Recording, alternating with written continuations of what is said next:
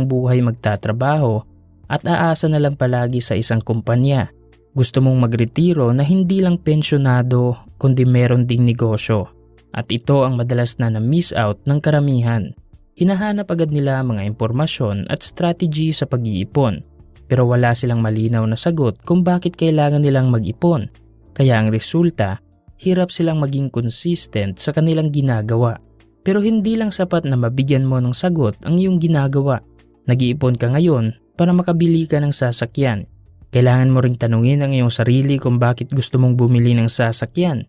Gusto mong bumili ng sasakyan dahil meron ka ng mga anak at madalas kayong bumabiyahe ng iyong pamilya.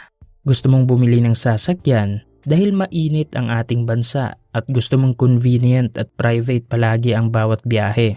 The more na tatanungin mo ang iyong sarili, magkakaroon ka rin ng maraming dahilan na siyang magpapatibay ng iyong goal.